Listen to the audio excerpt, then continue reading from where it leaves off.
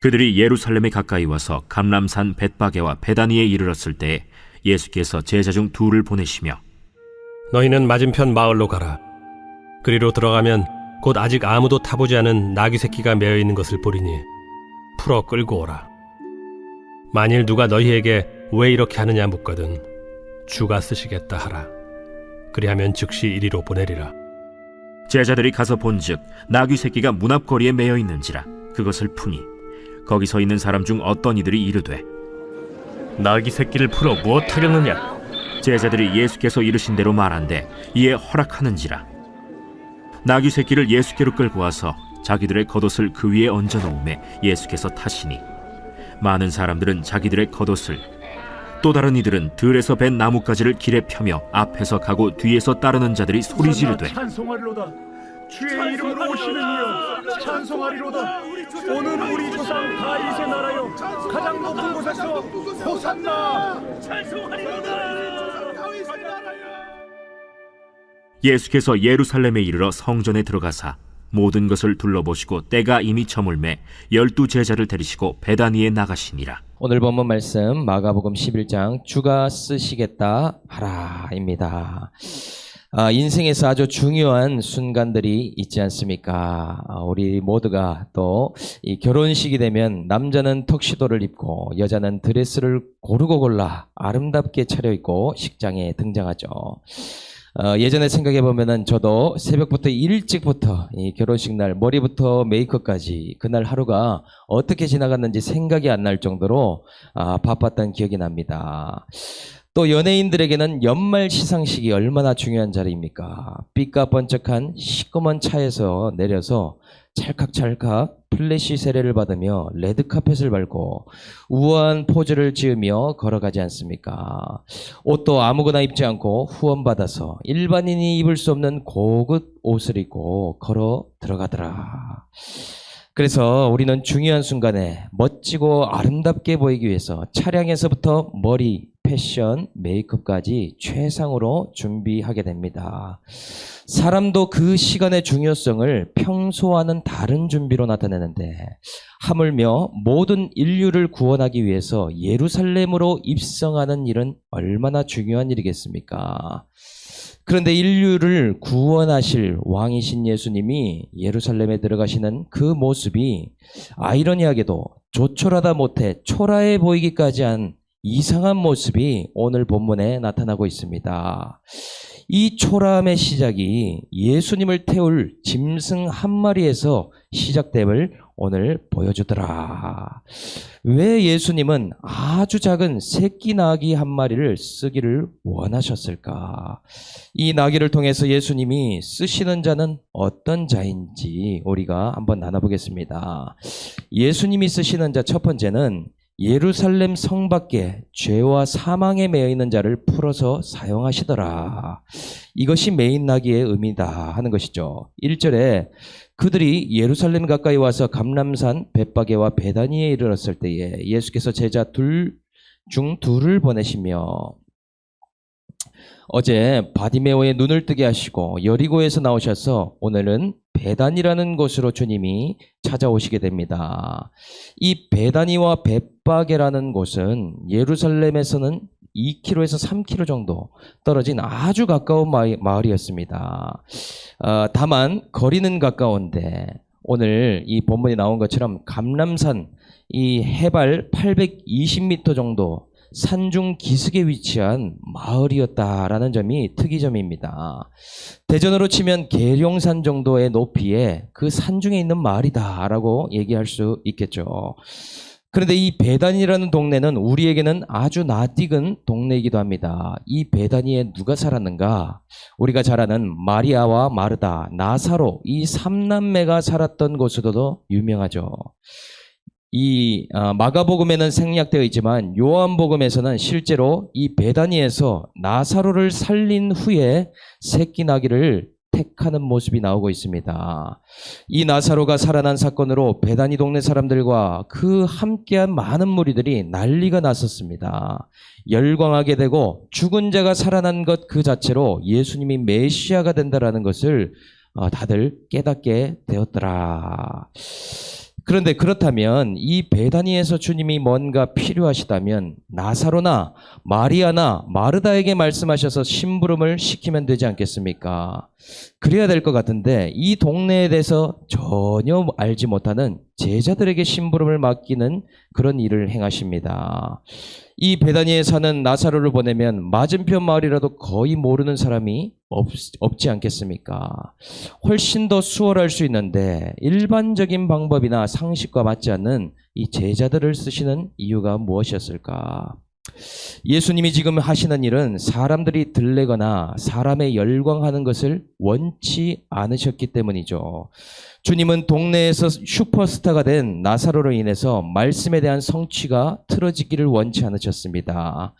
스가랴 9장 9절에 보라 네 왕이 내게 임하시나니 그는 공의로우시며 구원을 베푸시며 겸손하여서 나귀를 타시나니 나귀의 작은 것 곧 나귀 새끼니라 라고 되어 있습니다.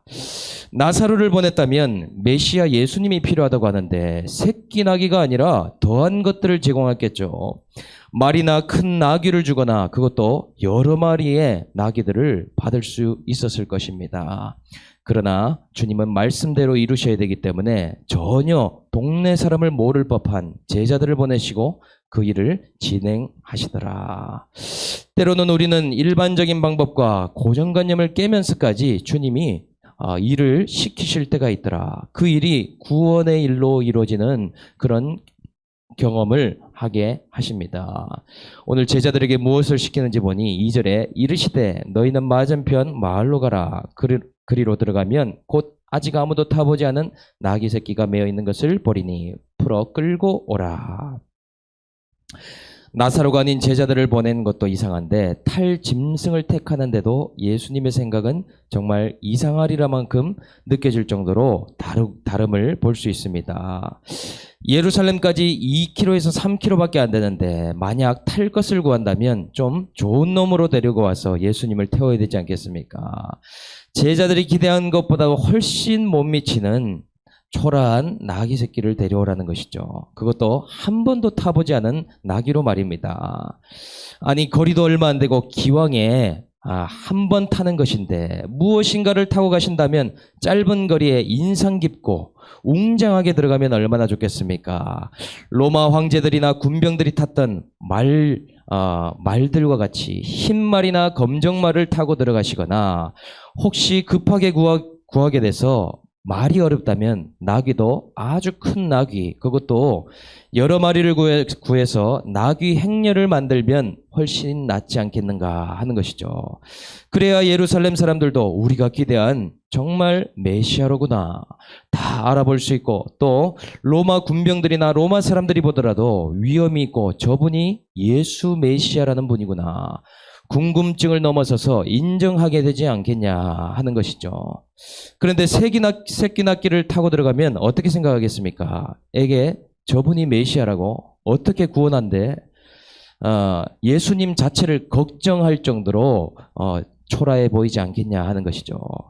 이어서 주님은 제자들에게 또 말씀하십니다. 3절에 만일 누가 너희에게 왜 이렇게 하냐 묻거든 주가 쓰시겠다라. 그리하면 즉시 이리로 보내리라. 갑자기 전혀 모르는 어떤 두 사람이 오더니 나귀를 좀 쓰겠다 한다면 뭐라고 주인이 얘기하겠습니까? 왜 이렇게 풀고 저것을 끌고 가려고 하느냐 묻지 않겠습니까? 그 주가 누구신데 나의 새끼 나귀를 가져가냐고 그러지 않겠냐는 것이죠. 여러분, 어디 선교지를 갔는데 처음 간 동네에 제가 주님의 명령을 듣고 왔는데 오늘 이 집에 사람이 안 쓰는 작은 방 하나가 있다고 하는데 주께서 쓰시겠다고 합니다. 내어주십시오. 이러면 이 집주인이 내어주겠습니까? 또 어떤 장로님이 한 집사님을 부르더니 집사님, 우리 교회 주차장에 아무도 안 타본 작은 경차 한 대가 되어져 있는데 옆에 차주인이 있거든. 오늘 주께서 타고 가시겠다고 합니다. 차키를 내어주세요. 이렇게 하면 그 사람이 내어주겠냐는 것이죠. 그런데 참 신기한 것이요, 주님이 모든 만물의 주인이지 않습니까? 주님이 쓰셔야 되면 주인이 내어주도록 허락하도록 하신다라는 것이죠. 그 사람이 이미 내어줄 준비가 되게 된다. 주님이 구원하실 일에 쓸 사람이면 가정이, 부모가 그 사람을 허락할 준비를 하게 됩니다. 제가 이 본문 말씀을 8년 전에 설교했던 것이 기억이 나는데 이 말씀을 새벽기도에 장모님이 지금의 장모님이죠. 이 말씀을 들으셨어요. 그래서 이 딸을 사모로 쓰시려고 하는구나. 이렇게 마음이 열려졌다라는 얘기를 나중에 듣게 됐습니다. 주님이 써야 할 물질이면, 주님이 써야 할 시간이면 각자 사람의 마음에 감동을 주셔서 허락하도록 만들어 주신다. 그것이 정말인가 보니 4절부터 6절에 예수님이 말씀하신 대로 그대로 이루어지는 모습을 볼 수 있습니다. 4절부터 보면 제자들이 가서 본즉 나귀 새끼가 문 앞에 매여 있는지라 그것을 푸니 거기 서 있는 사람 중 어떤 이들이 이르되 나귀 새끼를 풀어 무엇 하려느냐. 제자들이 예수께서 이르신 대로 말한데 이에 허락하는지라. 정말 그렇지 않습니까? 예수님께서는 어떤 일을 하실 때 먼저 보시고 먼저 아시고 그 일을 행하는 것을 알 수 있습니다. 여리고에 가실 때도 바디메오라는 거지가 있는 것도 아셨고 베다니에는 나사로가 죽었다는 것도 알고 계셨습니다. 예지라고 하죠. 건너편 마을에 있는 이 나귀 한 마리까지도 미리 보시고 이 나귀가 어떻게 쓰임받게 되는지를 다 알고 계셨다라는 것 아니겠습니까? 나귀 한 사람의 한 마리의 쓰임을 안다고 한다면 주님 자신에 대해서 모르시겠습니까? 예루살렘에 들어가셔서 어떤 일을 당하게 되실지, 자신이 어떻게 십자가에서 구원을 이루실지 다 아시지 않냐는 것이죠. 알고 걸어가시는 길이더라. 그러니 제자들에게 계속 예고하시면서 이 구원의 역사를 하나하나 이루어가시고 계십니다. 그런데 여기서 주목해 볼 것이 5절에 그 나귀 새끼 주인으로 보이는 어떤 이들이 제자들에게 이렇게 묻죠. 나귀 새끼를 풀어 무엇 하려느냐. 이 질문이 묘한 질문입니다. 이 말은 왜 주인인 나의 허락을 받지 않고 끌고 가려고 하냐 이런 의미만 있는 것 같지 않더라는 것이죠. 이 의미가 뭐냐? 그 주인이 보기에 이해가 안 되는 점이 한 가지 있는 것입니다. 주라고 하는 분이 쓰신다고 하는데 그 새끼 나귀는 아직 쓸 수가 없는 나귀인데 왜 그 나귀를 굳이 데려가려고 하느냐 하는 점입니다. 새끼 나귀는 사람이 타기에는 아직 힘이 부족합니다. 안장도 없습니다. 굳이 만약에 그 주님이 쓰신다면 큰 놈으로 데려가서 값을 치르더라도 그렇게 데려가셔야지 왜 이 나귀를 데려가느냐.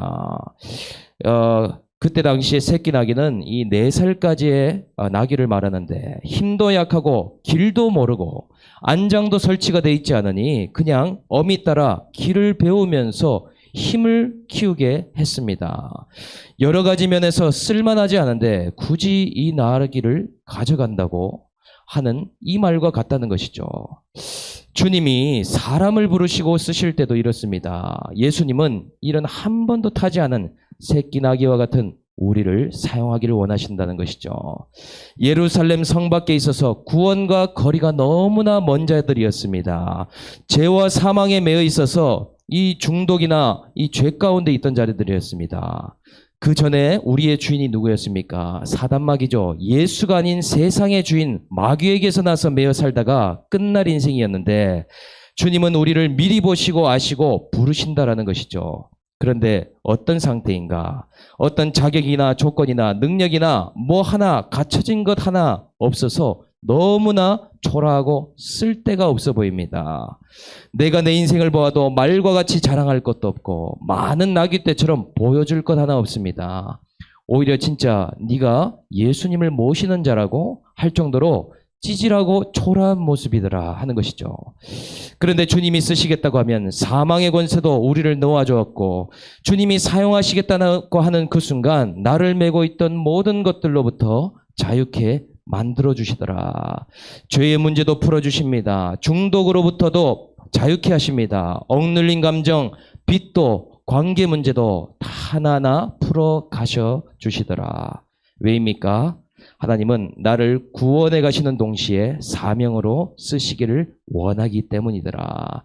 나를 결국에는 구원의 일, 구속사를 이루는데 한 가지 역할이 있어서 쓰기를 원하시기 때문에 풀어주셨다라는 것이죠.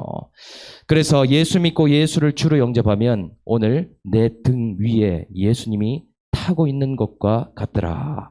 내 인생에 타셔서 예루살렘 성 안으로 구원을 향해 걸어 들어가도록 인도해 가고 계십니다. 연약하고 부족해도 뒤뚱뒤뚱 한 걸음 한 걸음 걸어가는 것이죠. 이제는 주인이 바뀌고 내 인생의 쓰임이 달라졌기 때문에 평생 돈 벌고 집 나르다가 끝날 인생이 아니라 예수님을 태우고 모시면서 구원의 예루살렘으로 걸어 들어가야 되는 것 아니겠습니까? 구원을 이루는 동시에 한 가지 사명으로 오늘 쓰임받는 저와 여러분들 다 되시기를 주님의 이름으로 축복합니다. 두 번째, 예수님이 쓰시는 자는 예루살렘 성전 안까지 들어가기 위해 새끼 나귀를 사용하신다라는 점입니다. 7절, 나귀 새끼를 예수께로 끌고 와서 자기들의 겉옷을 그 위에 얹어놓음에 예수께서 타시니 많은 사람들은 자기들의 겉옷을 또 다른 이들은 뱃나무가지를 길에 펴며 라고 되어 있습니다. 아까 이 새끼 나귀는 안장도 없는 나귀라고 하지 않았습니까? 어린 까닭에 안장도 지울 수가 없으니 이 안장이 없는 상태에서 예수님을 모시는 것이 너무나 제자들이 보기에는 아쉬웠던 것 같습니다. 제자들과 따르는 자들이 겉옷을 나귀 둥이에 얹어서 임시로 안장을 만들었다는 것이죠. 참 나귀도 볼품이 없는데 안장이라고 만들어 놓은 것이 겉옷을 덮어놨으니 더 기가 막히지 않습니까? 제자들이나 사람들이 입었던 겉옷이 물론 그들의 전부이고 귀중품이었지만 오랜 시간 마을을 돌고 광야를 다녔으니 너무나 꾀죄죄한 상태의 모습이 아니었겠냐는 것입니다. 그리고 또 많은 사람들이 이제는 길에다가 자기 겉옷을 펴기 시작합니다. 자기 겉옷이 마치 이 레드카펫을 피는 것 마냥 옷을 깔기 시작하더라. 이것이 무슨 의미입니까? 주님, 나를 밟고 가라는 의미와도 같습니다. 주님이 그 걸어가시는 그 길이, 그 구원의 길이 이제는 나를 깔고 나를 밟고 주님이 지나가시다, 이런 말씀을 지금 하고 있는 것이죠. 내 분신과 내 자신과도 동일한 겉옷을 주님이 밟게 만들었다. 그리고 동시에 또 무엇을 피는지 보니까 나뭇가지를 길에 펴기 시작했다. 웬 나뭇가지를 펴고 있는데 그 나무는 무슨 나무인가? 종려나뭇가지를 펴기도 하고 흔들기도 하더라라는 것이죠. 종려나무를 펴거나 흔든 이유는 무엇입니까? 지금 주님이 들어오는 시기가 6월절인데 시기에 맞지 않는 일을 사람들이 하고 있습니다. 종려나무는 6월절에 흔드는 것이 아니라 장막절에 흔드는 것인데 시기에 맞지 않게 왜 흔들고 있는가?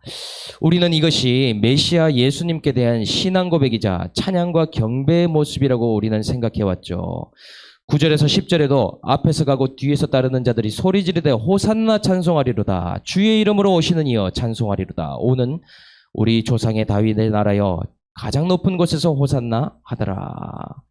소리 지르면서 호산나 찬송하리로다. 예수 그리스도를 높이고자 하는 우리는 고백으로만 들어왔습니다. 그런데 그것만이 다가 아닙니다. 이들에게는 중요한 기도 제목, 중요한 열망이 한 가지가 있었다는 것이죠. 시기에도 맞지 않는 종려나무를 흔들면서 자신들의 염원이었던 로마로로부터 해방을 강하게 바라보고 지금 예수님을 영접하고 있다고 말할 수 있습니다. 실제로 이스라엘 역사 BC 165년에 마카비라는 한 사람이 잠깐 예루살렘 성전을 탈환하고 독립에 성공한 적이 있었는데, 이 마카비 왕이 성전에 입성할 때 사람들이 동일하게 열광하면서 흔든 것이 무엇이냐? 종려나무였다라는 사실이죠. 어쩌면 더 크게 소리 지르며 호산나 다윗의 나라여 찬송하리로다 했다는 것입니다. 여러분, 이제 예수님이 왜 새끼 나귀를 탔는지 아시겠습니까? 새끼 나귀를 탄 이유는 이것이 말씀을 이루기 위함도 있었지만 지금 이스라엘 민족이 원하는 정치적 군사적 메시아가 자신이 아니라는 것을 깨닫게 하기 위한 시청각 자료였다는 사실입니다. 예수님이 이룰 나라는 칼로 세울 나라가 아니었습니다. 주님이 싸우실 전쟁은 혈과 육의 싸움이 아니었습니다. 주님은 십자가를 지고 초라하게 보이지만 이 구원의 일을 이루시고 마귀의 일을 멸하시기 위해 오셨는데, 이 사람들은 지금 육적인 독립과 자립만을 바라고 있는 모습이었다라는 것을 보여주기 위함이었다. 오늘도 우리는 예수 믿는다는 것을 잘못 착각할 때가 있습니다. 내 야망이나 내 소원을 이루기 위해서 믿음 생활을 한다고 생각한다는 것이죠. 내 자녀, 내 배우자, 내가 간절히 바라는 기도 제목을 바라면서 찬송하리로다 주 예수여, 그렇게 고백하고 있지는 않습니까? 내 꿈을 성취하고 내 비전을 이루는 것이 아니라 주님이 나를 타시고 예루살렘 성전으로 들어가시는 것입니다. 이 예루살렘 성전이 어디인 줄 아십니까? 바로 2km, 3km 떨어진 내 주변에 있는 사람 깊숙한 마음입니다. 초라하고 부족한 우리를 택하신 이유는 멀리 있는 저 선교지에 있는 사람들이 아니라 내 자녀, 배우자, 주변에 떨어진 예루살렘으로 들어가기를 주님이 원하신다라는 것을 오늘 말씀하신다는 것이죠. 그 마음 성전에 들어가기 위해서 우리를 먼저 풀어내시고 우리를 먼저 불러내신 것입니다. 그 성전에 들어가는 것이 예수님의 골이고 예수님의 목적이십니다. 주님이 우리 자녀의 마음의 성전의 주인이 되셔야 되고 우리 배우자의 성전의 주인이 되셔야 되며 우리 가문과 우리 친척 친지들의 그 성전에 들어가기를 지금 원하시고 계시기 때문에 우리를 부르셨다라는 사실이죠. 오늘 우리의 야망과 우리의 소원이 먼저가 아니라 예수님을 태웠고 예루살렘 성전 안으로 들어가는데 쓰임받는 저와 여러분들이 다 되시기를 주 예수의 이름으로 축복합니다. 적용 질문 드리겠습니다. 주님이 부르셔도 사명과 상관없이 여전히 매어있는 죄와 중독은 무엇입니까? 신앙생활을 통해서 이루고 싶은 야망, 성공, 소원이 있습니까? 나를 통해 들어가기를 원하시는 2, 3km의 예루살렘 성전은 누구입니까? 오늘 말씀 생각하면서 한번 기도하겠습니다. 하나님 아버지, 구원과 관련이 없이 예루살렘 성전 밖에서 매어 살다가 죽을 초라한 인생이 저의 인생입니다. 죄와 중독에 매이고 사망의 권세에 매여서 사단의 수하에 있던 답이 없는 저를 먼저 하시고 보시고 주께서 쓰시겠다 하라 말씀하시며 부르셨습니다. 한 번도 주인을 모시거나 태운 적이 없기에 세밀하신 주님의 뜻을 알지 못하고 순종하는 것이 잘 안 돼요. 제 안에 선한 능력 하나 없기에 지금까지 뒤뚱뒤뚱거리며 온전한 길을 걷지 못했습니다. 예수님 제 등 위에 있으시면서도 저는 죄를 짓고 주님을 모신다고 하면서도 내 욕심대로 행할 때가 많이 있었음을 이 시간 고백합니다. 주여, 주님을 모시며 순종하지 못하고 욕심대로 행한 것들을 불쌍히 여겨주시고 예루살렘 성전을 향해 구원을 향해 끝까지 걸어 들어갈 수 있는 저와 우리 세계변 공동체 될 수 있도록 은혜 내려 주시옵소서. 주님, 내 주변에 가까운 예루살렘 성전으로 주님은 들어가시기를 원한다고 오늘 말씀해 주십니다. 2km 떨어진 내 가족, 배우자, 자녀들을 기억해 주시고 그들 마음 깊이 성전 안으로 주님이 들어가시도록 하나님, 내가 통로로 한 가지 역할로 하나님 귀히 쓰임받을 수 있도록 역사하여 주시옵소서. 감사를 드리며 우리를 구원하신 예수님의 이름으로 기도드립니다. 아멘.